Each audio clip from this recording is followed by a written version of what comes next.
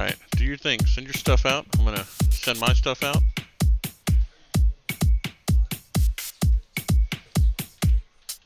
I'll do the Twitter.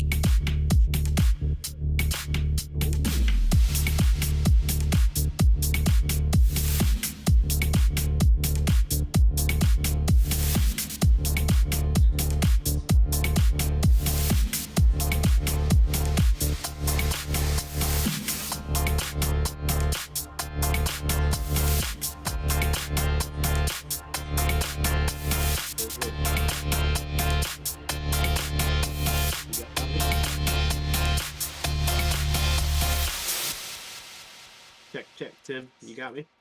Yeah, I got you. Alright, it was just real quiet. Just jamming out. Just sending out some tweeters. Yeah, buddy.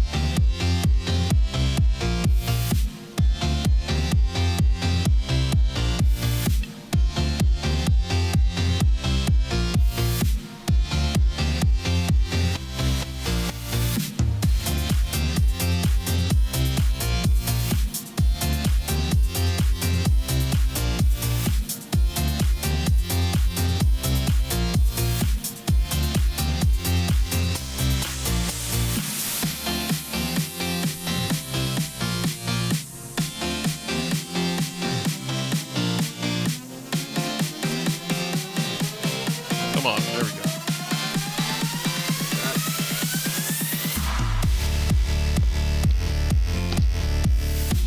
feel like we're at a fucking rave right now. Alright, that's enough of that, sorry. It's always a little weird because on my side I don't get to You can't hear anything. So. You get to listen to it the next day. Yeah, I have to go back and yeah, for sure. But it's all good. It is all good. Killa's up in the building! Gangsters, what's up, guys? What up? Got you up on the big screen. Won't be chatting very much. It's all good, man. We don't want you to chat. We want you to sit there and listen. And focus. Yep.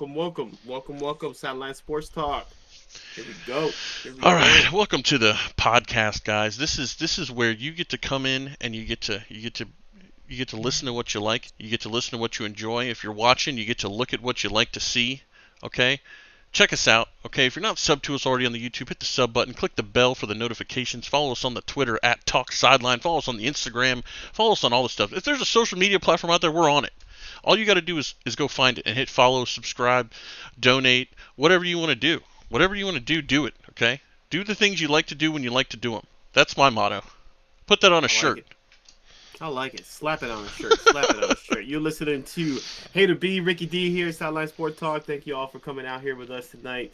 We're going to have a good time. We missed last week. We had a little bit of scheduling conflicts. I had an anniversary last week, Timmy, and I'm embarrassed to say that I kind of forgot. Kind of crept up on me a little bit. You're a man. You're a man. It's okay.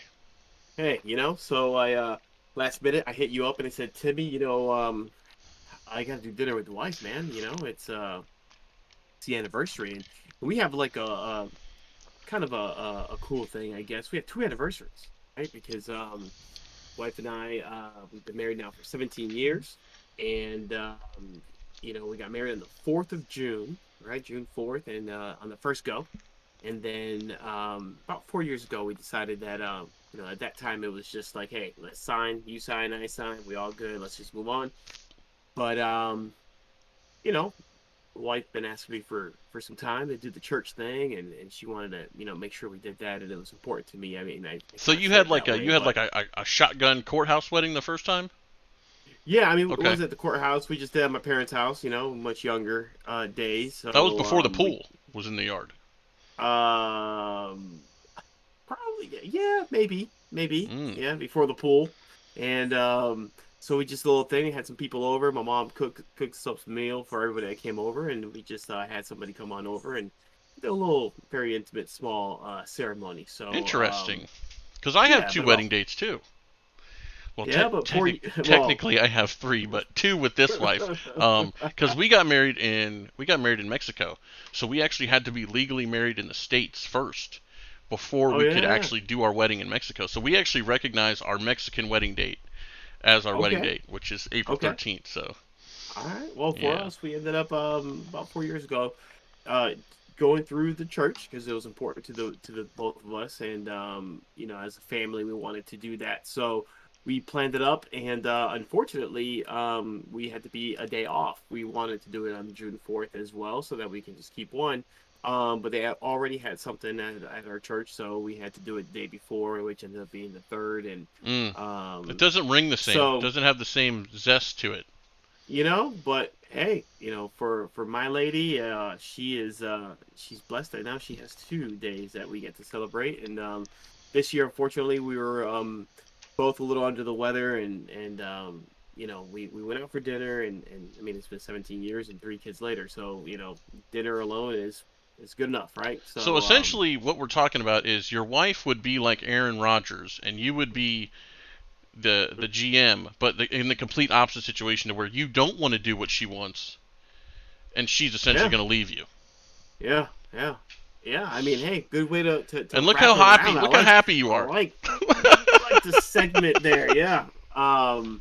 Hey man, it's been a great 17 years. You know my family. We've known each other for quite some time, and I'm blessed. I really am. And so yeah, You are. that's what happened last week. We had a little bit of that, and I've been a little sick, so I apologize ahead of time if you can hear me kind of my nose a little stuffy still, but This is how I I'm wish working you through it. sounded all the time. Actually, a Okay, little more bassy, a little more like you're kind of struggling to get, through life. get some get some air. Yeah, I can. You know, That's how I feel struggling after to I eat, so it's fine. We're good. struggling to breathe, but here we are. So But man, I'm we, looking at myself on our screen, and I'm like burnt, yeah, Tim. What the heck you happened to look me? tan today. I don't know. You Maybe it's know, the lighting. golly. But So we had some stuff go down. ooh, We've had a lot of stuff go down. Um, I wanted to start with, and I know we were kind of tossing around how we wanted to start, but the Los Angeles Lakers are out of the playoffs, yes, and they I are. love it. I love I it. I I'm here for it as well, my friend. I am here The for that the as well. amount of people now that are anti LeBron is just staggering. I mean, it is baffling to me because this guy was the focal point of basketball at one point. I mean, you had to give him his credit where it was due. And now everything he is doing is just the wrong thing in everyone's eyes. I mean, between him, speaking up about what he wants to do with outside of basketball and arguing with the refs and the flopping and this and that. I mean, it's so difficult and to be the first time they've ever been knocked out in the first round that LeBron James has been knocked out in the first round. You can blame injuries all you want. You can blame whatever you want. But here's the thing, guys. We're talking about the GOAT, okay?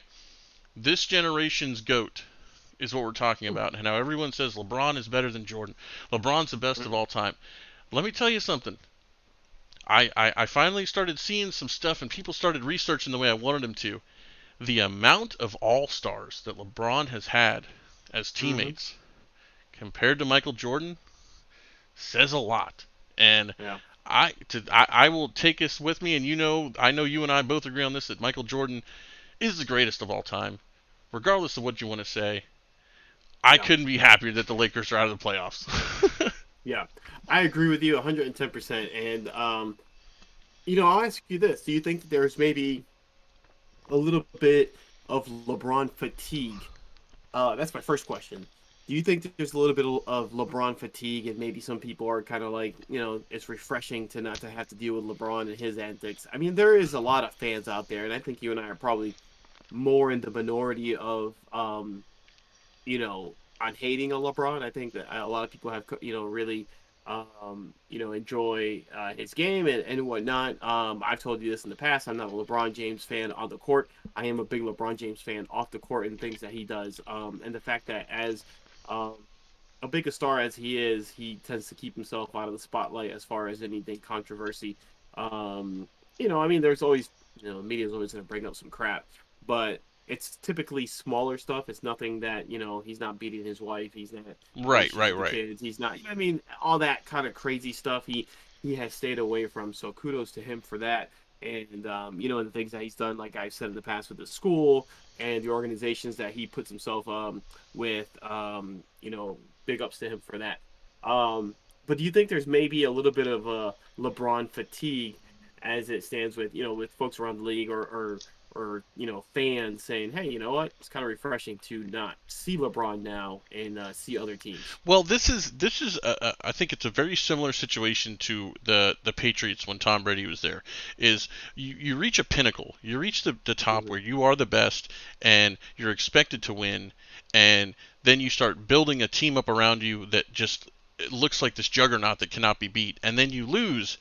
And all the controversy and all the hating is going to come on you because you were supposed to win and you didn't. And I think that's the situation we're in now, is that, if you're a Lakers fan, it's very easy to be a LeBron fan. If you're a LeBron fan, it's easy to be a LeBron fan. But if you're not one of those two, it's very easy to point out every single flaw that is going on in that organization and in his game. Whether it's, him checking himself out with 2.5 minutes left and you're down, 23. And Jordan never would have done that. Jordan would have stayed to fight. Winners want to win, this and that. And I respect it. I agree 100%. I think regardless of the situation, if you are that guy, you need to be that guy until the end of the game, and go out with your team, because those are young guys that you're playing with. And what does that show them? Oh, hey, well, I'm going to let you take the last few minutes because I'm tired and we're already losing. Yeah. So. Yeah. What do you think? You think maybe the league also is experiencing a little? How do I put it? I mean, I feel like while I don't know that we have a huge star left, in the playoffs. Donovan Mitchell really identify with somebody. Yeah, but I mean, he's in Utah. I mean, is he a guy that people mention right off the rip when you say, "Hey, give me the top guys," and they will quickly. I think so too. I am a Donovan Mitchell fan, but I guess what I'm saying is, with each team that's left now, they have their guy, they have a star that the league is kind of pushing a little bit here and there. I think if you're the league, you're looking at it, you're going, you know what, this is great. We have an opportunity right now to push some of these teams. I mean, with the exception of maybe like the Nets that have right. Their guys. Every other team that's left. I mean, you look at the Hawks. I mean, the Clippers would probably be another team I would say that is supposed to win. It was supposed to be LA versus LA in the Western Conference Finals. Right, but Kawhi has always been that really quiet kind of unorthodox type of star. Yeah. Paul George, people respect him and everything, but they don't really expect anything from him in the playoffs because the word around him is that he gets soft in the playoffs and in the tough moments. But you have stars still in every one of these teams, and maybe the league is saying, all right, we have a good balance of people. We don't need LeBron to carry the load anymore. Maybe they're pushing him along the way in those years where things were down a little bit. But I, like you, I mean, I'm glad that he's not there. I mean, am I watching basketball still? Truth be told, I'm not really watching a whole lot of it. No, we're watching highlights. Really pulls in. Right. We watch highlights, and I keep tabs on the Suns because I like Devin Booker, Chris Paul. I am a fan of Chris Paul, so we'll see how that goes. I mean, we'll see how it develops, moving forward. But on the LeBron front, he did say he's pulling off the whole number change again. Did you hear about that? He's going to switch back to number 6. So, yeah, he is going to switch back to number 6. What's the deal with this? I mean, do you care? Do you not care? Is it fair to the fans that have now bought the jerseys and now there's another jersey? I mean, where do you stand on all that? I don't understand the jersey change because he's been 23 forever. He was 23 in high school. And then, what was he, 6 in Miami, I think, right, for a little bit? Right. is it because Anthony Davis wears 3 and he wants to be 6, so he's twice as good? Uh, I don't know. I don't know. I don't understand. I don't think anybody cares about a number change, and to me, the number 23 is an iconic number, and I think that's Yeah. why he's changing it. I think he's, the 23 and Michael Jordan and the comparison and this and that. Maybe that's it. Let me ask you this: is he too late now to? I mean, is there any number really for him that you really associate with LeBron? You know what I Mm, mean? Like Kobe 8 and 24, because I think he was like 50-50. I mean, it was almost split, right. I think, right down the middle with his number change. Um, he did it all obviously with the same team, and he had the 8, and everybody, that was Kobe, and then he went to 24, and still it's It's Kobe. Kobe. Um, you know, I will never see the he, number 6 and think of LeBron James, and I oh, will never see LeBron the James. number 23 and think of LeBron James. Yeah, So, yeah, he might as well just change to like 7 or something. I don't. yeah, It doesn't matter. yeah, and I think he's too late in the game right now to create any type of legacy with any number. Because The who was last it thing that on wears LeBron that who wears number 0? Wasn't it but like James Harden or something that wore 0? I remember somebody wore um, 0 because they were always told they were never going to make it, so they wore 0. well, Westbrook wears the 0, Does he? so Maybe that's who it was. I don't know if he did that this year with Washington, but I know that uh, you know that he wore it in Oklahoma City. Let me ask you this about LeBron and the Lakers. And I don't remember if we've had this conversation because since we're gonna pile on the LeBron hate. Um, do you think that last year's championship for them was legitimate? The I whole mean, bubble situation and I think. everything. I don't remember we've had this. I just figure I'd throw it Well, out I there know real we quick. talked about the bubble because there was a lot of stuff going on with COVID and players that weren't able to play and teams that were getting held back and whatnot. But I mean, I give credit where credit is due. Regardless of the situation, if you win, you win. I'm a firm believer in that. If you want to play, it's like if baseball for some reason went into a strike and they only played 30 games instead of 189 or however it is that you played. You still won when you needed to win, and I'll give you that. So I'll give him that championship. I Hmm. mean, it But was does the like no home court kind of play into anything? I mean, I think that's the reason that Miami made it as far as they did last year is because basically everybody was playing. You no longer have the you fight all year long to be a higher seed so that you can get home court. And then, some of these home courts don't matter, but others do. I mean, there's some right. places that you play and you feel it. And I think that Well, see, I that think it's a helped mindset. propel them through. Because the Hmm. mindset that I've always seen is I would want my team to have a higher seed to play a lesser skilled team of the playoff teams that there are. If I'm a 1 seed, I want to play the 8 seed. I don't want to be a Right. 6 seed and play, you know what I mean? So I've never looked at it at home field advantage. In football, I think that definitely is a big deal, but Hmm. with COVID and everything that was going on, I don't think there really was a home court advantage anyways because there was nobody there anyways. I mean, obviously Right, the but that's bubble what I'm was saying. I think that there's some teams that really do feed, while there are some teams that can travel and can play anywhere right. and really playing at home or away doesn't matter. There are some teams that have that, that juice from the crowd and being amped up that, kind of gives them that extra gear. Um, they may not necessarily have. I think that there was something to say about that, and then you have to do the traveling in between the games and all that other good jive. So I mean, it's just a thought. I mean, to I me, just I don't know. you know, I feel like if you need an extra gear, uh, uh, if you need that extra gear, if you need that home court advantage to make you play at a higher level, that would personally make me question your abilities. You know what I mean? If you yeah, came out blatantly and said, "Oh, I play better at home than I do away," why? It's the same game. yeah, You know what I mean? Like you shouldn't be focusing on what's going on out there. It should be a blur. You shouldn't hear anything. You shouldn't be focused on that. And that's always how I've looked at things. But then yeah, again, I've never been in that situation, so I wouldn't be yeah, able to tell you. yeah.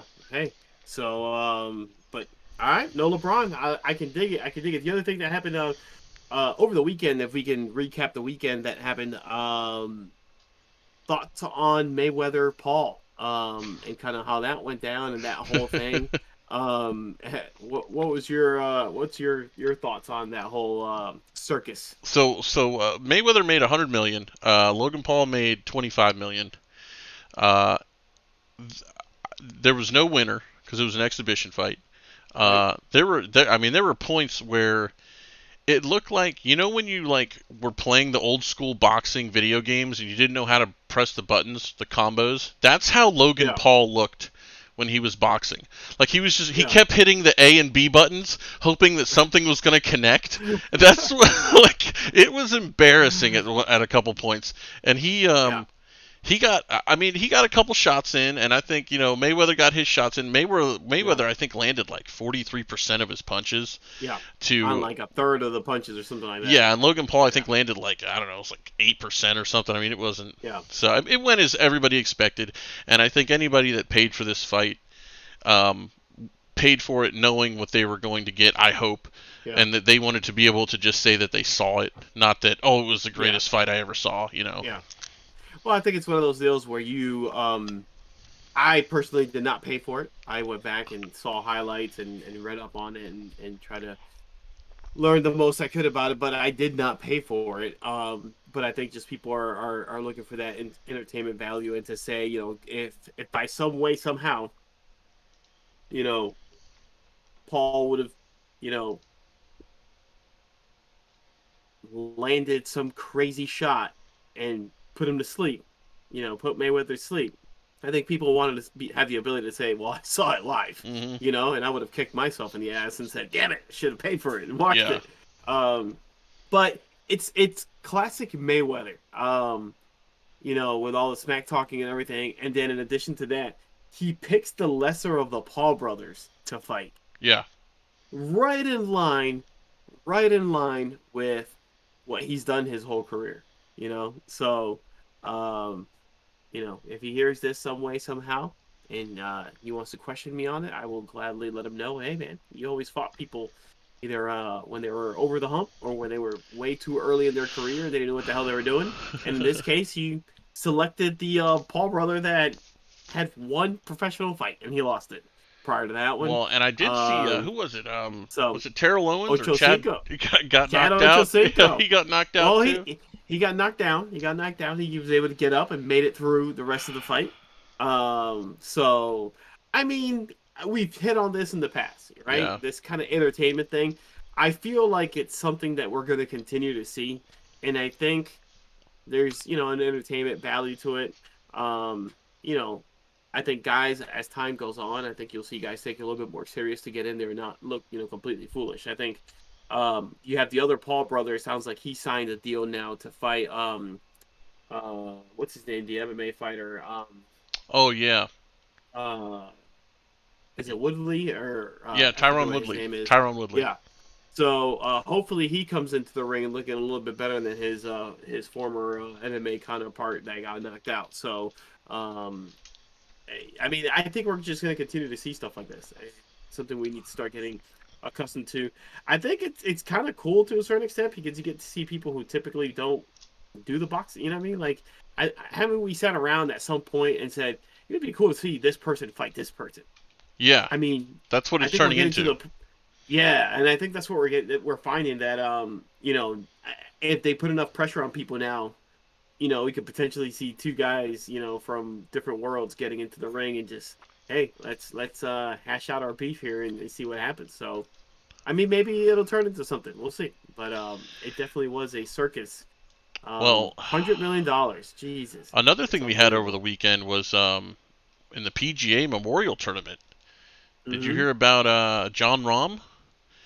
So Jon Rahm, smoking people through the first 3 rounds, had a 6-round lead, and finds out about a six-stroke lead, yep. And ends up coming up with a positive COVID-19 test in the middle of the 3rd round. So, and is forced to withdraw. Was the middle of the round, or when I thought he was walking off the 18, had his 6-stroke lead. They were getting ready to wrap up the broadcast. And the official came over and tapped him on the shoulder and says, hey, I got some news for you. You're right. Instead of waiting for him to come out into the clubhouse tells him when he's on the green, and obviously the cameras are on him, and you can see his reaction, hands in his face, and just like, you have to be kidding me,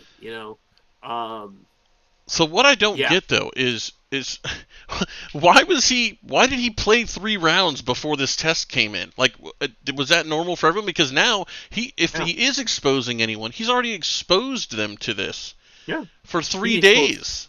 fans, marshals, So other players whom he's played with. Right? yeah, Yeah, and 100%. at that point it's like, okay, guys, listen, he's got COVID. Let him and his caddy just play golf, and you guys stay away from him. No post game interviews, nothing.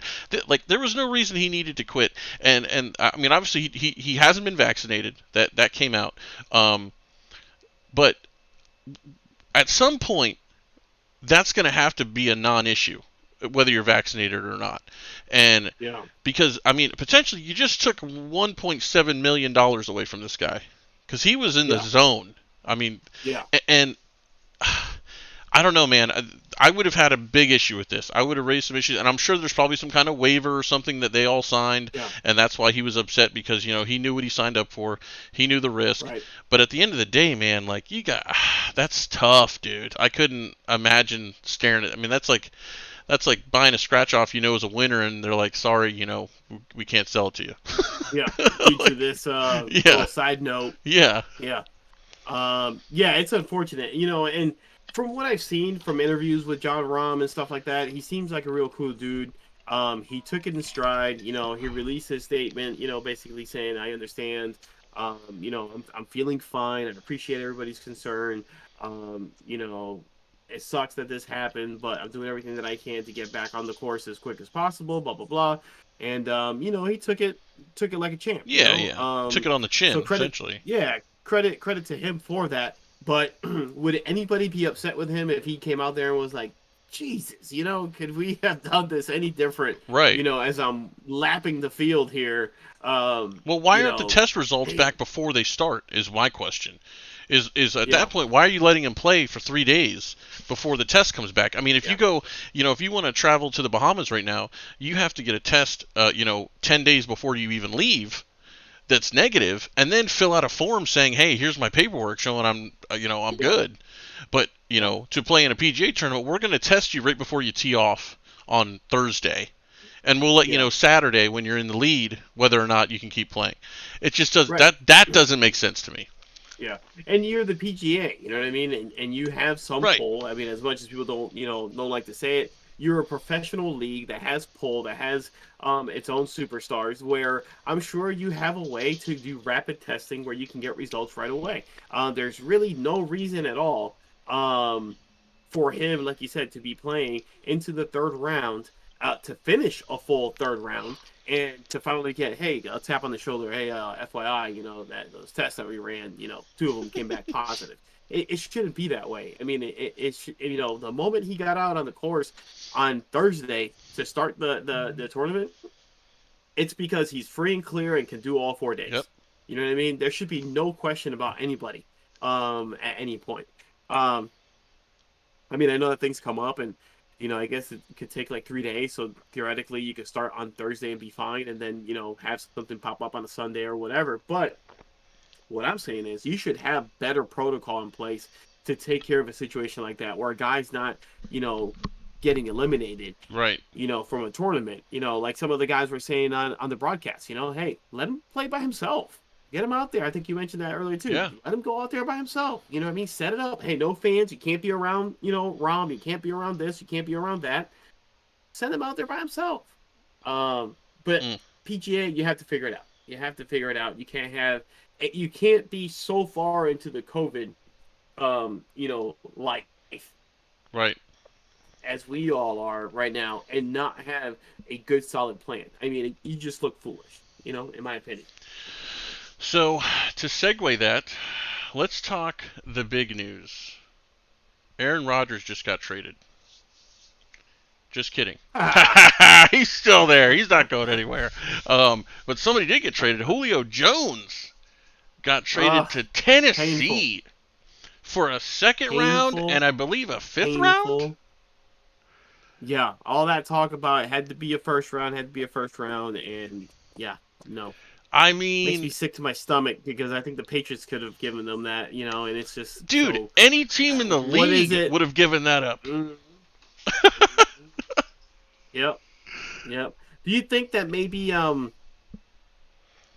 mean, if you're Atlanta, you're looking at it, you're going, all right, Seattle is engaging us. They want him, Hmm. but we don't want him in the NFC, right? I can understand that. I think maybe they're looking at it going 28-3. Yeah, and we're gonna give you after all that, we're gonna give you our best player too. Yeah, Right. no, we're not doing that. Yeah. New England, thanks for nothing. You can offer us, whatever you want. We're not doing it.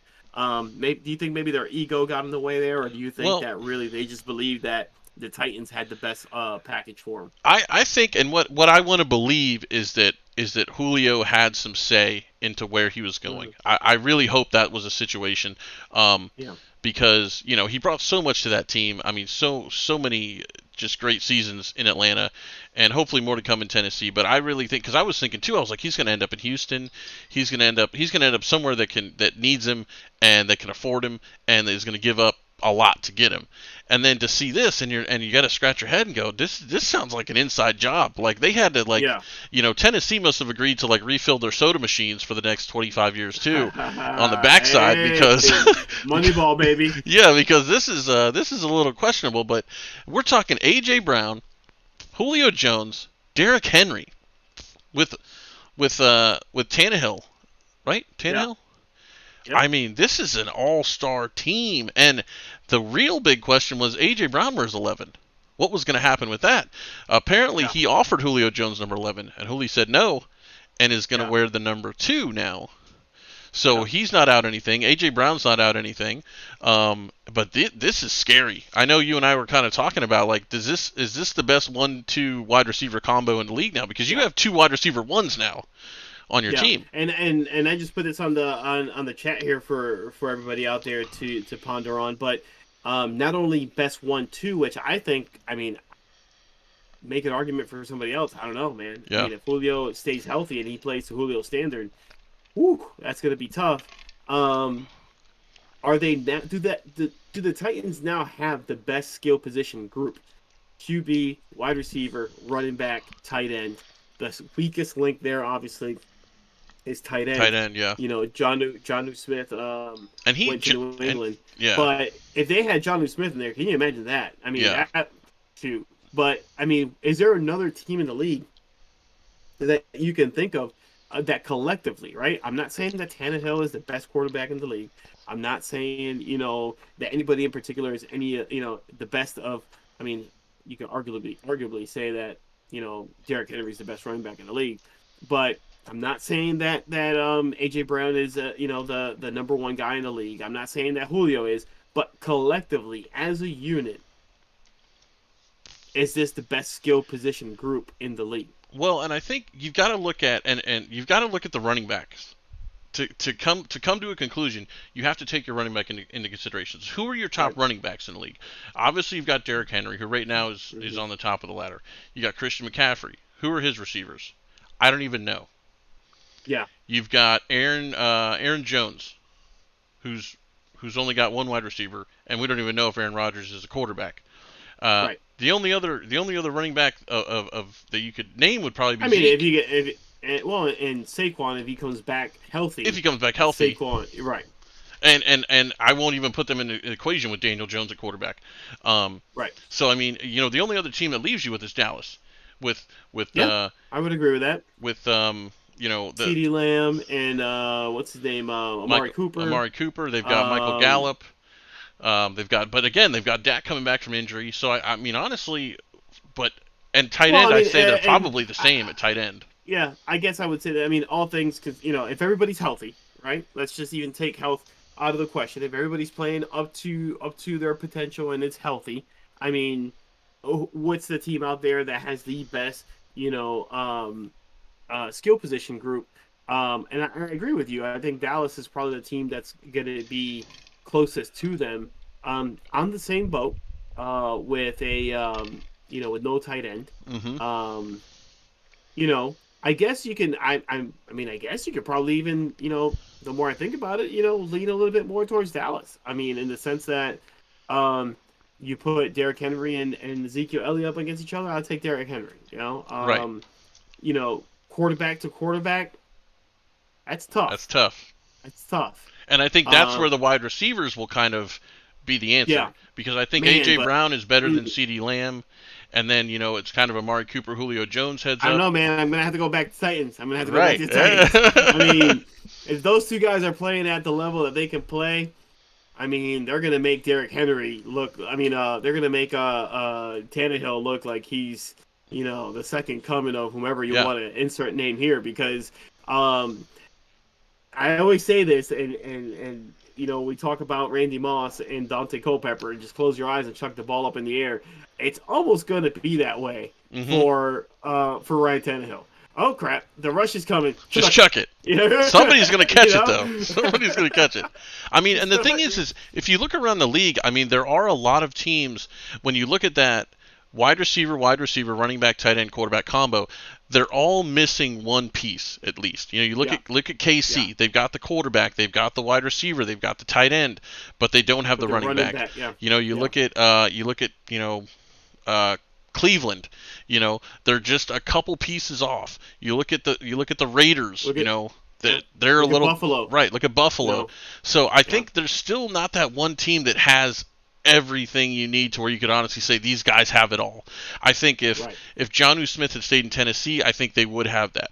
Man. Yeah. I think if Dallas had picked up a tight end, that the guy from that we were talking about that went like 4th overall. Kyle Pitts. If they would have got Kyle Pitts, there would have been no question. You know what I mean? That So would have been, yeah. it's tough, but you look at Firsker versus whoever Dallas's tight end is going to be this year. I think that's at the end of the day, it's going to come down to offensive line and defense now. I think with those two teams is who can have it better, and if Dallas can actually learn how to play defense with their guys that are barely old enough to drink, or if Tennessee can keep that momentum going to where they're just destroying these defenses to where the offense doesn't even have a chance to play. Yeah. Yeah. But I think that's important, though, that their defense does step up. And I think what's going to end up happening is I think they're going to have an opportunity to ease their defense into it, if that makes any sense, right? I saw it for many years in New England where the offense was the ones that carried the team. Right. And the defense had an opportunity to kind of use the regular season as a practice of sorts to a preseason of sorts, to get it on track for the playoffs.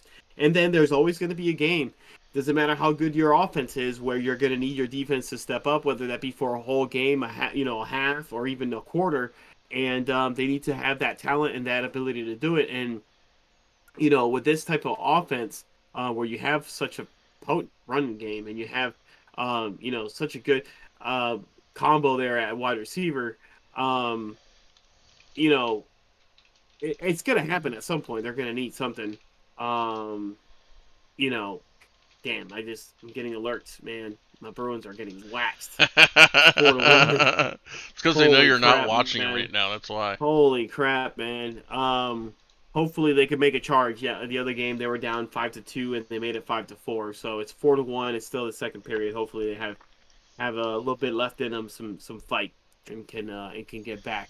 But Papa Foskett here, bringing up Tampa, we left them out of the conversation. And yeah, I mean, you look at Tampa with obviously Tom Brady. You have They've got the wide receivers. receivers there with Mike Evans, and Godwin. You have you have a combination of Gronk. You have Gronk. You have O.J. Howard. You have Cameron Brate.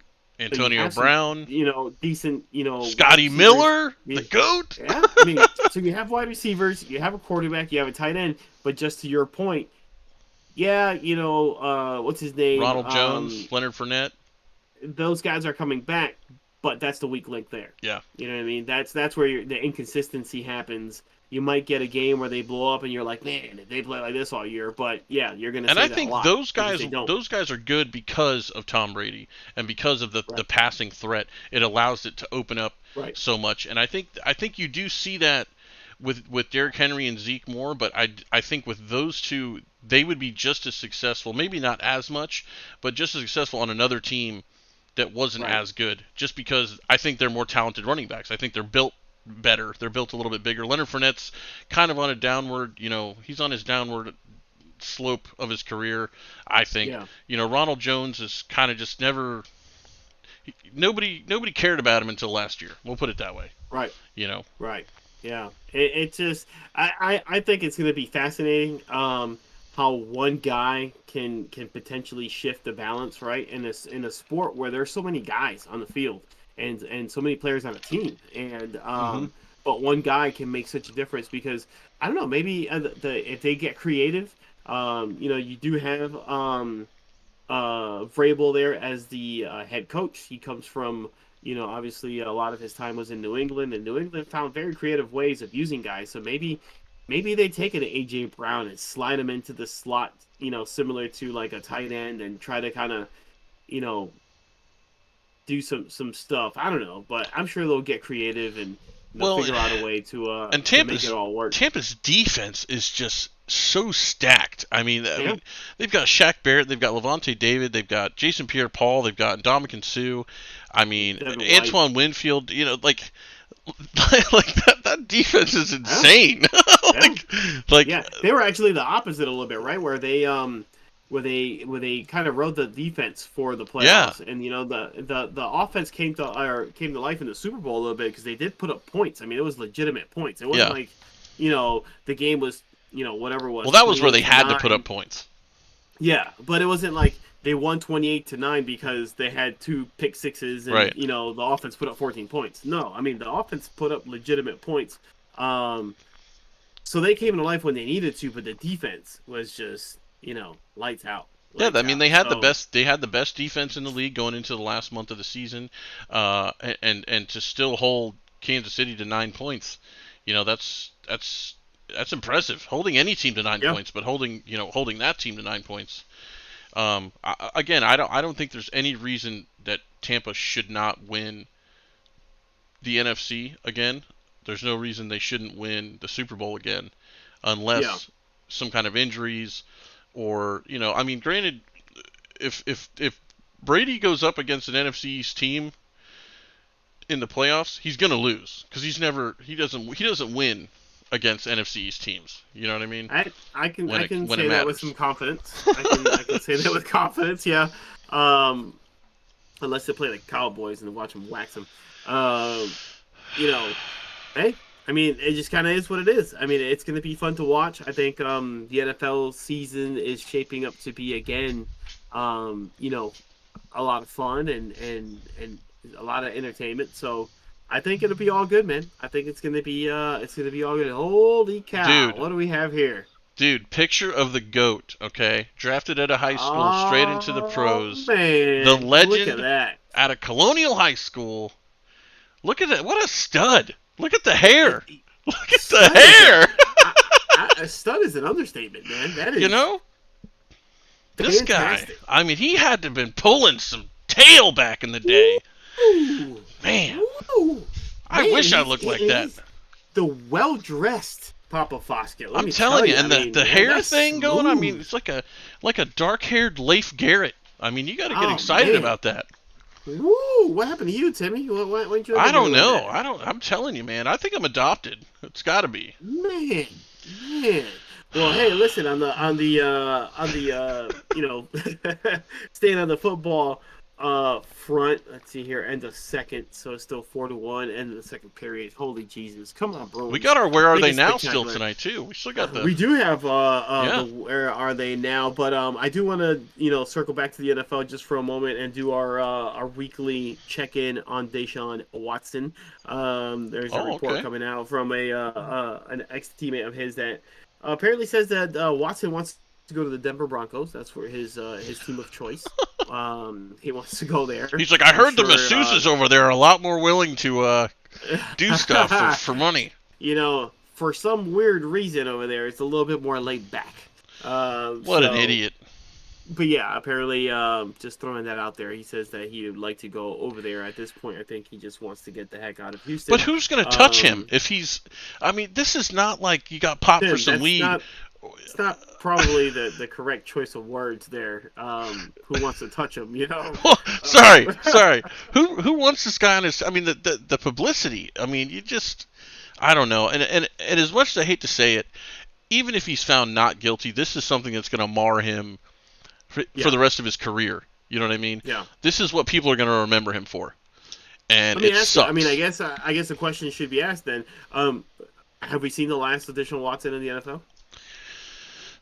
I think it's going to depend on how the NFL handles it and what they end up, the verdict of what all this comes to. I think if it gets settled outside of court nice and quietly, and the NFL says, hey, we're going to slap an 8-game suspension on you for whatever, but the truth never really comes out because they're not allowed to, I think that is the best case scenario for him.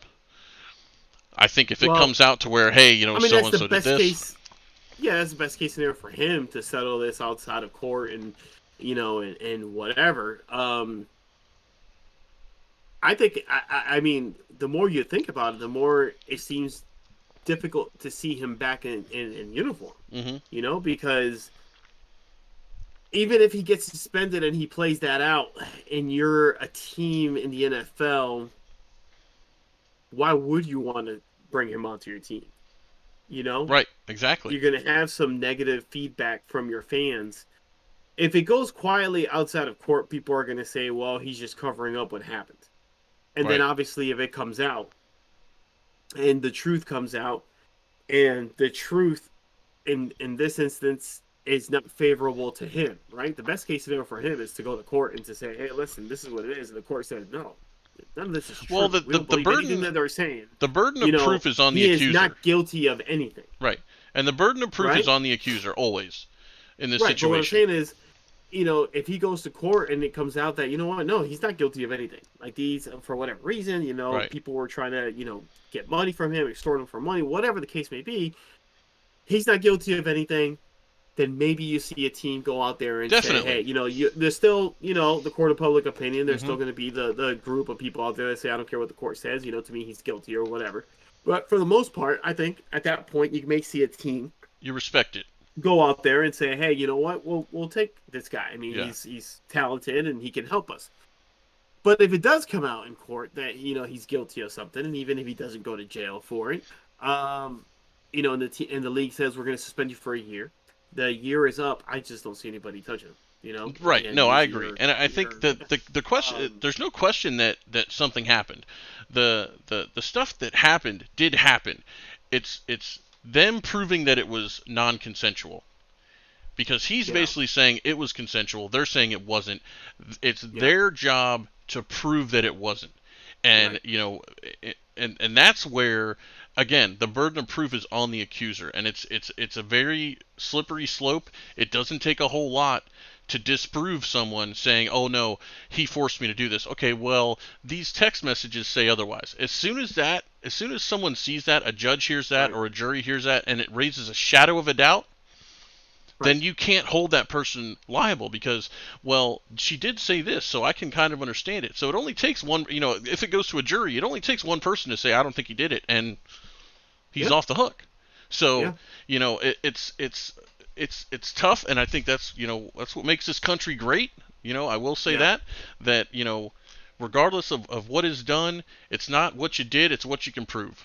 And I just think that unfortunately for him, he's living in a time where, like for example, we remember back the time when Ben Roethlisberger had his situation, right? I mean, it was one female accusing him of something, but we lived in a time where social media wasn't as prevalent as it is now, right? And that was quietly swept under the rug, and they took care of that outside of court, and get whatever, paid whatever it was, and that thing went away.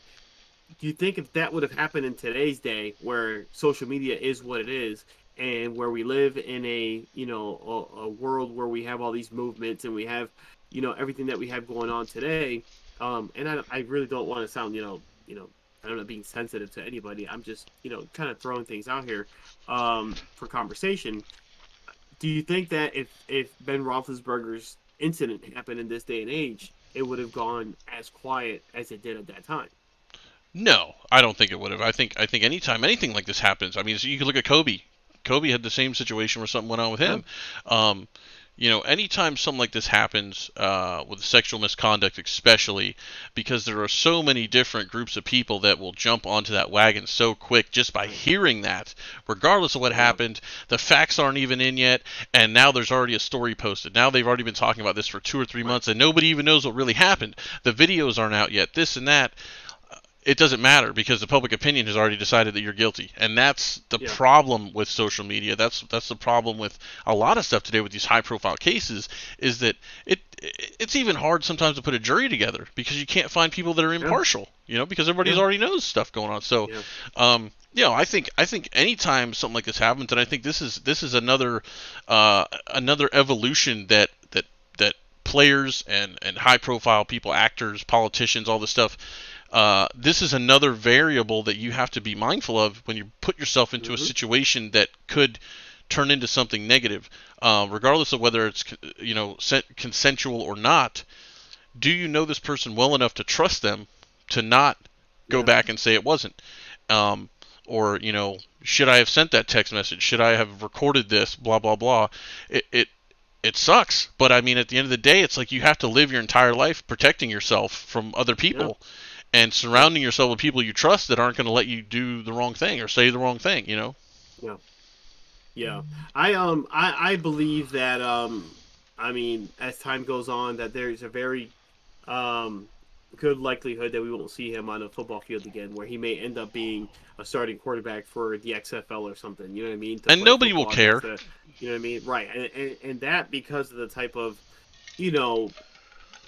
the way that thing is set up. I mean, who knows? Maybe it's a little different now because Dwayne "The Rock" Johnson is the guy that's bought the league, and he's a little different breed. So, I don't know that he would take even on that himself. But yeah, I mean, I think it's interesting to see what's going to happen with him.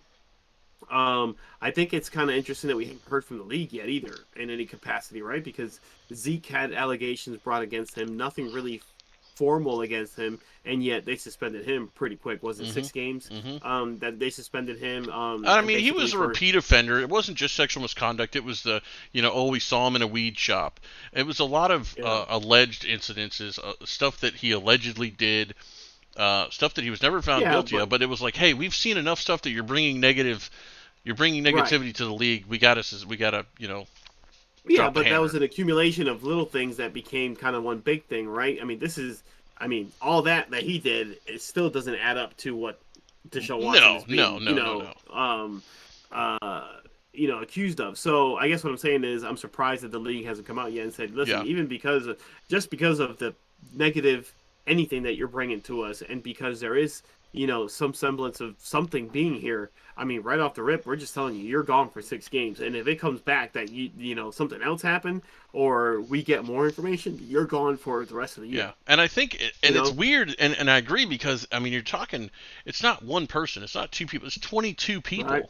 22 people, that's a lot. Like, and even if only half of them are telling the truth, that's 11. Yeah. I mean, that's a lot. And you've already put, kind of said that you've put yourself in a bad situation already. You're admitting to doing nothing wrong, but putting yourself in a situation. I mean, the NFL has done a lot more for a lot less. You suspend Tom Brady for supposldly, dealing Not with supposedly. Air pressures. He did it. All right? Tom Brady is guilty. He's a cheater. You're suspending other guys for other crap that is nothing compared to what's happening here, and yet they've been really quiet about all this. So, well, Deshaun Watson is going to be he's going to be that guy that 30 years from now there's going to be 2 other good-looking guys doing a podcast and saying, hey, I was reading an article the other day about this guy, Deshaun Watson, and we're going to be in their podcast going, listen, that guy was elite. That guy was great. Yeah. If this hadn't happened, he would have gone down as a Hall of Famer because he was putting numbers up. He's always been an amazing quarterback, put up great numbers. He was great in college, and this is the kind of situation where that happens. Where 30 years from now, you're saying, whatever happened to this guy? Yeah.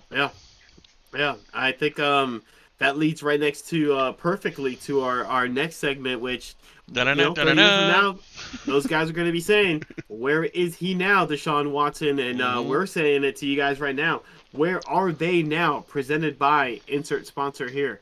Water. Yeah, I mean, we're Grass. gonna something. Um, we are doing on the Where Are They Now this week. We are doing the 2002 NFL Draft top 10. Switched it up this week for me. Timmy, let me get You got the odd numbers. the odds. Yeah, so yeah, I mean, I it sucks because yeah, you give me this week and then I pull up the draft and I'm like, this is garbage. I looked at it too. I'm like, he's gonna be so mad. Like I struggled to even get excited about it. Like I'm like, what's this? Um, and it's not like because you got the good guys, because it's just there is no good guys. It wasn't a Like really holy, great. Yeah, it wasn't a really great draft class that year. I mean, my gosh, I even kept looking into the second round to see what was happening. To see, I'm like, my God, maybe some gem came out of there. But I mean, I'm sure there is later on because there always is a guy in every draft that turns out to be awesome and a great player and a future Hall of Famer. But I mean, we have one here. I mean, Dwight Freeney arguably is a. I mean, is he a Hall of Famer already? Or I, he's if probably not, he going to should be. be. Yeah, I think he just retired recently. So, um, but yeah, I mean, I guess you have a guy on your side of it that might be something. But started off right off the get, David Carr to the team we were just talking about, the Houston Texans. David Carr is. Let me pull up my notes. I'm Mr. Carr. Uh, David Carr's 41 years old nowadays, Timmy. You know what I mean? Still making us feel young, I guess. From Fresno State. Um, Played for several teams in the league. Started off with the Houston Texans. Played for the Giants. He actually won a Super Bowl with the Giants as a Interesting. backup to Eli Manning, which obviously would have been against Who'd my they beat? Patriots. Oh, okay. Yeah, Um, I was gonna say. yeah. He also started for the Panthers. Um, what I remember most about Derek Carr was him getting leveled on almost every snap. I Yes. felt like that's the guy that potentially was going to die in the field because the team decided, yeah, we don't care about an offensive line. He Can just perfected get the hit. looking off into the distance, but not actually looking at anything. He got lit up. That guy, Yeah. I mean, he was getting pummeled left and right, left and right. So yeah, he played for the Texans. Like I said, came out of Fresno State, played for the Panthers, the Giants, the 49ers, and was a Super Bowl champ against the Patriots in 2016. Actually, no, he joined. I'm sorry, the NFL Network in 2016, and that's currently what he's doing nowadays. He's worth $22 million, Not bad. which is not bad. I mean, he was the number one overall pick. You would expect him to probably be a little bit more, but Yeah. um, you know, went for 14,452 yards. Touchdowns. 65 touchdowns, 71 interceptions. Ooh, Um, that's you know, where the really, money. That's where he's worth 22 yeah, million, 30 million. yeah. I think nowadays he's just known a little bit better as David Carr's brother, uh yeah, Derek Carr's brother. or Derek Carr's That's brother. that's who he is. He's Derek Carr's brother. I don't think anybody's gonna sit here and say that he's the lesser of the Carr brothers, even though he's the older one. Mm. So tough to get excited about this, Timmy, because these guys are just. I'm already crying about the next guy I got, but Well, go ahead. Do well, you, bub? this was probably the best player in the draft in the top 10 at least. I know Ed Reed went in this draft Right. as well. Number 2, Carolina Panthers took Julius Peppers, defensive end from North Carolina. He played for the Panthers from 02 to 09, and then he played for the Bears and the Packers from 2010 to 2016. So 14 years, 9-time Pro Bowler, NFL Defensive Rookie of the Year. That year, he played in 12 games, had 12 sacks, 5 forced fumbles, and an interception. Yeah. That was his rookie year. He was named to the 2000s and the 2010s All-Decade teams. Regular season, he's 4th all-time with 159.5 sacks. He's 2nd all-time with 51 forced fumbles, and he had 21 fumble recoveries. This is where the stats come into play, though. Only player in NFL history to record at least 100 sacks and 10 interceptions. Only player in NFL history with 100 plus sacks and 4 interceptions returned for touchdowns. Only player in NFL history with at least 150 sacks and 10 interceptions. Let's see, 2019 he was hired as a special assistant of business operations for the Panthers. Net worth right now is $30 million. Julius Peppers, I don't think anybody can deny how good that guy was, because he was good. Yeah, and he struggled, I believe, coming out of college to figure out what sport he wanted to go to, right? I mean, well, he was out of good North thing Carolina, he went to the NFL. And he was actually a pretty good basketball player, if my memory serves me right. And I think the NBA was looking at him, size-wise. He was one of those guys that's just going to rough it up a little bit on the court and grab some rebounds. And built like a Zion Williamson. Yeah, kind of that breed. But, yeah. I mean, Julius Peppers definitely had a good career with the Panthers, and with, like you said, with the Packers as well. So that was probably, when I was looking at the list, like you said, in the top 10 at least, the one guy that I was like, all right, this is the guy. Yeah. You know what I mean? Other than that, because number 3, my friends, not very exciting. Joey Harrington. Oh, God. Joey Harrington was drafted by Detroit, and I apologize about my being stuffy here, but he was third overall to Detroit. Played for several teams in his career. Played with the Dolphins, with the Falcons, with the Saints. He's worth, Timmy, $2 million. Isn't that a little surprising to you? No. No, it's not. No? I mean, you don't make a lot of money as a third-string quarterback, But a rookie deal would have paid you something. Well, I mean, yeah, but you spend it all, It's Joey Harrington, bro. Joey H, baby. He was in Detroit hanging out, buying cars. I don't know. Another guy that probably was getting killed. I'm sure that offensive line wasn't much prettier than Houston's.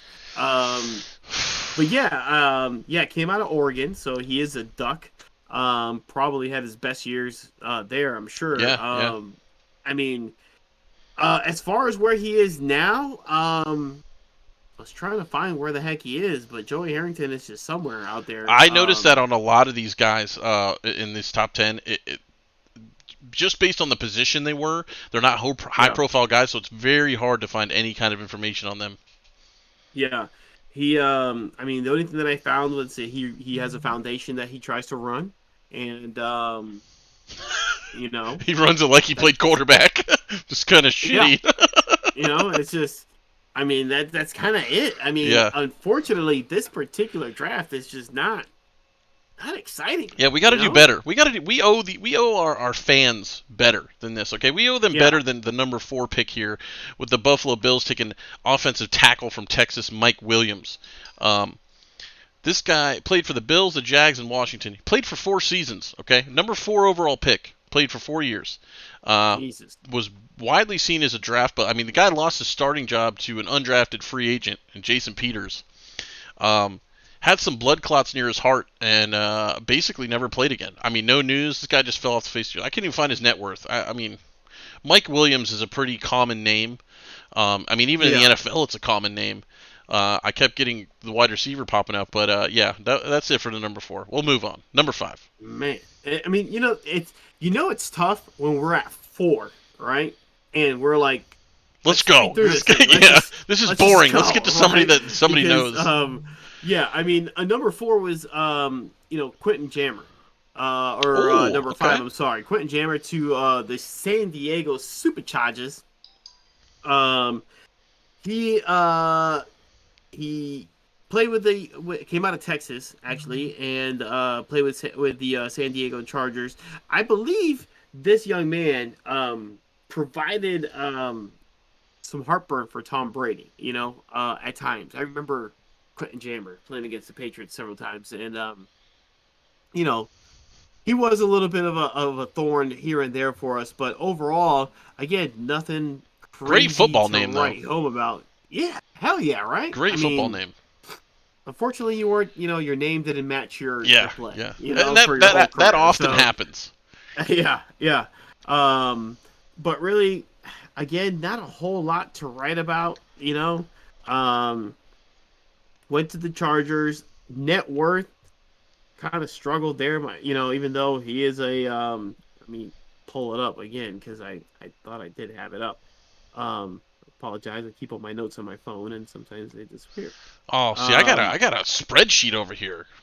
Man, I'm on the run all day, Timmy. So, as I That's find true. stuff, I'm putting crap away and I'm storing it into these little files, and sometimes I get a little unorganized. So I apologize, everybody, for that. But again, this draft just did that Yeah. to me. Some of the ones that we've done already, believe me, I sit down and I'm like, oh, all right, this guy's pretty cool. And I find myself reading a couple articles about some other crap too Yep. because of that. So, but this class, yeah, I had no interest in these guys. Well, you ready for number 6? Because It was not good. This is gonna keep rolling. We're We're gonna go downhill, and then I got a good one at 8. So, Kansas City Chiefs number 6 take Ryan Sims, defensive tackle from North Carolina, who was a teammate of Julius Peppers. Played for the Chiefs, Bucks, and Seahawks. Remembered as one of the Chiefs' worst draft busts of all time, actually. Played for 10 years. Had a whopping 8.5 sacks, 112 tackles. Not a whole lot since he's retired. Net worth, though, $13 million, which is pretty good for a defensive tackle that played for 10 years. So, yeah. Kudos to Ryan Sims being good with his money. Guy was probably, driving a Hyundai around for a long time. So, Number 7. Yeah, I forget who was that. That played. That was driving around in a. Yeah. I think it was a Toyota or something. Yeah, it was a And quarterback, all the guys I think, or a wide receiver. They were clowning him for driving around. I think he played for Denver. I forget who it was. Yeah, but I remember. Yeah. I just don't remember his name. Yeah. So we are at 7. Where are we now? Number 7 was Bryant McKinnie, and that's a name that that kind of jumped out there a little bit at me. He wasn't too bad, but yeah, he played. He was drafted by the Dolphins, I believe, and Who was it? Actually, nope, Minnesota Vikings. And the Vikings drafted him, and he also played for Baltimore. He did play for the Dolphins, though.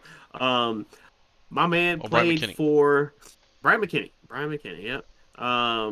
Played 179 games, started 162. His biggest stat is 5 fumble recoveries. I remember hearing his name here and there around the league. You know what I mean? Again, not somebody to terribly excited. But my man does have some money, $13.5 million. So he made some NFL cash, which again surprises me about Joey Harrington only having 2. Yeah. But this guy made his money. He's doing all right. And he's hanging in there. Well, there you go. Good for him. Number 8, the Dallas Cowboys trade up from the Kansas City Chiefs here. I think they might have actually traded down, but either way, they draft strong safety from Oklahoma, Roy Williams. A Dallas legend. Played for Dallas. Played 9 seasons with Dallas and Cincy. Made 5 straight Pro Bowls. As a rookie, so his rookie year he got moved to free safety. Played alongside Darren Woodson. So let's talk about having a nice mentor there. Was runner-up for Defensive Player of the Year, or Defensive Rookie of the Year. 2004, the horse collar tackle was banned. Now, that is often known as the Roy Williams rule, if some of you guys don't remember that. I know I remember that was his go-to, was the horse collar tackle. His nickname by fans was Biscuit. Okay? This was after Bill Parcells basically said that Roy Williams was a biscuit short of a linebacker, basically referencing his weight. So they called him Biscuit. But 9 seasons, he recorded 20 interceptions, 9 forced fumbles, 11 fumble recoveries, and 601 tackles. And he is currently actually a sideline reporter for Oklahoma football games. So he's got a net worth of $14 million. Not bad for a safety at Oklahoma. All right. Yeah. Not bad at all. Not bad at all. Number 9, defensive tackle John Henderson, who went to the Jacksonville Jaguars. Played 146 games. In a career that went a grand total of 10 years, so it wasn't too bad, and I'm excited. I was pumping my fist earlier because the Bruins got one back, 4-2. So he played a total of 10 years in the league. 8 years with the Jags. Last 2 years was with the Raiders. Retired in 2011. I mean, did some things here and there overall. I mean, wasn't again story of this draft. Not a whole bunch happening there. His net worth definitely had that up, and I screwed that up. $20 million. Who, John Henderson? Come on, man. Big John Henderson. He sounds like a monster truck driver. I know, right? Let's put him out there. John Henderson, hey, my man. Throw a number at me, Timmy. What you got? $8 million. A little higher than that, Bubs. $14 million for Not John bad. Henderson. So again, these guys in the back end of this draft making, keeping a little bit more money than these guys that went ahead of them. You know what I mean? A lot of these defensive players and offensive linemen holding on to their cash. Yeah, they find a way to stick around the league. I think probably that helps too. You know what I mean? That's you got true. a 10-year career, and you have 14 mil in the bank. I mean, 10 years, I'm sure it's going to help out too. So, well, let's finish this debacle off with number 10. The Cincinnati Bengals drafted Levi Jones, offensive tackle out of Arizona State. I did find out he played for the Bengals in Washington. Other than his career, I couldn't find anything on any numbers that were worth noting. I did see, I know if anybody does remember him, it would have been in 2007 where him and Joey Porter got into a fight at a Las Vegas casino. So Levi Jones pled not guilty. He paid a $1,000 fine. Joey Porter actually got docked 3 game checks for that fight. I think I remember something like that. And it would actually come out later that Joey Porter and 6 of his friends they actually jumped Levi Jones. So it was 7-on-1.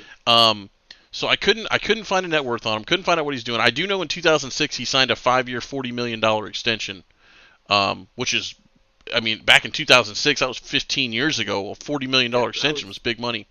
So, yeah. But other than that, Levi Jones trying to fight Joey Porter. I don't know if that was a good idea.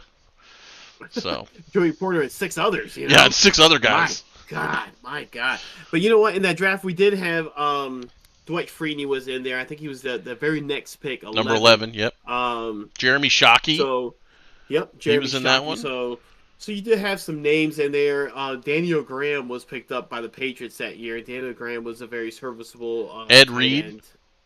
Yep, Ed Reed. That was a big one. While we didn't have the big crazy names in the top 10, we every one of these drafts, they do have some gems. A little further down, as they usually do. I think. It's getting to the point now. I think Clinton Portis went 51 overall. So that's a big one. Portis. Yeah. Who else we got in here? I didn't even look. Antoine Randall L, Antonio Bryant, Deion Branch. Hey. Yeah. Super Bowl champ. There you go. My guy right there. Yep. After that happens it falls a lot. off. Yeah. It happens a lot in these drafts, you know what I mean? And I think nowadays teams are actually out there, looking for that value in those other rounds. If they can't get a guy in the top 10, they try to. Brian Westbrook. Brian Westbrook went 3rd round, 91 overall. Brian Westbrook was a fantasy football monster back in the day. That's pretty sweet. I didn't know that. I didn't know he went that late. After that, it kind of falls off. You don't really see anybody. Yeah. Man. So there you go. There's the Where Are They Now 2002 NFL Draft, and we should apologize to you for putting you through that. Yeah, most definitely. But you know what? With the good comes the bad. So we can only go up, I hope, after that one. So, I just you were right on when you looked at it and you thought he's not going to be happy. I looked at it and I just kind of it was not pretty. It was not pretty. Nothing exciting about that draft. Yep. Jesus. And it's kind of there's NBA drafts that are like that, and it's 2 rounds and you're like, all right, whatever. But it's tough to find an NFL draft where you're like, man, there's not a team that could hit on there even if they wanted to. You know what I mean? It's just, it was ugly. Joey Harrington, David Carr. Golly. That's just some garbage. I mean, the funny thing with that one is like it was more the defensive players that ended up being Yeah. good coming out of that one. Yeah. So, Yep. I did see some news out of Virginia Tech. Linebacker, I'm going to brutalize his name, Isamemen Itute, linebacker, beat a guy to death after he discovered that he wasn't a woman. So, met up with this guy who he thought was a woman, found out he wasn't a woman, then he beat him to death. So he's looking at So he was gonna meet somebody, or he was meeting somebody. he did meet, yeah, And he met up was with them. under the impression that the person he was meeting was going to be a female, Yes, right? yes. Okay. And So then make sure beat that him to wasn't the death, other way around. and is now looking Okay. at second-degree murder charges. So, What's that second-degree murder? I guess because first degree has to be, I think, like premeditated, premeditated, and all that planned other out. stuff. This is more of a reaction. reactionary. To But even poor then, I situation. mean, to you beat can him to remove death. Yourself, yeah, you can remove yourself from the Yeah, situation. You like have to hit him. I walk would have away. even understood if you hit him. Like I would have understood that. Like okay, he played Yeah, you, hey, drug he's you in along, trouble. guy was being a dick. Yeah. But I mean, I'm not saying you should hit anybody for any reason unless Yeah. it's to defend Yeah. yourself. But I would have understood that, not beat him Hey, to death. You know, in other news, this guy's in trouble. You know, Punched a guy because he was punching talking a to this guy, chick yeah. online. It turned out to be a dude. Okay, well Yeah. that's messed up. I guess he must have got him all hot and bothered, man, online. He must have been saying Yeah. some stuff to him because Yeah. to go that far and throw your life To away. really make him feel like yeah. To that extent, I would agree with you 110%. He was in his feelings for sure on that. So, Well, all right, Timmy. Well, what do we got made next? It through. oh, that's it. Oh, I'm actually. I think we're gonna cut it here. I'm You gonna gotta check try the to catch Bruins the game. end of this Bruins game and see what happens here. Heck yeah. It's gonna be. It's 4-2 right now. So we'll see. We'll see if they have an opportunity to get back into this thing. Well, so we've got. Let's see. What do we got going on? I'm actually leaving Friday. I'm gonna be going out for a bachelor party weekend with one of our biggest fans, C Killa. He's gonna be tying the knot, so we're going out with him and his brother and some buddies right. out to Delray Beach for the weekend. Okay.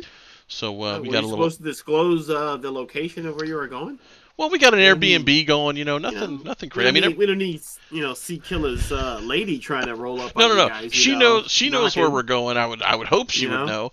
I think I'm gonna be the old guy there, anyways. So, I'll be in dad mode. I'm gonna make sure everybody stays hydrated. Taking their ibuprofen in the morning to get rid of their headaches. Here, chug a Gatorade, have a banana. Let's go get some Yeah. breakfast. Hopefully that's what happens. That's my plan. Hopefully, I don't start, dipping into the bush lights too early in the day and fall asleep in the hot tub. Now that they hear this, they're going to go ahead and make sure that you are the one that gets, kind of roughed up first. That way they can enjoy the rest of their night. Yeah, if we don't go live next week, I might need you to bail me out. So, but yeah, so we're gonna have a good rest of the week, guys. Man, it's Wednesday already, so it's gonna be a good time. We got a lot going on in the sports world now. We're starting to ramp back up. We got football coming in. We got basketball that's on the way out. We got hockey that's on the way out. We got golf that's still going. I think we got NASCAR going too. We haven't really been talking too much NASCAR, but other than that, man, we're going to keep you guys posted on the social medias. You guys be safe, man. Make good choices. We're going to crank it back up later this week, or next week, I should say, and have some new news. So in the meantime, be excellent to one another. All right? And we'll see you guys on the sideline.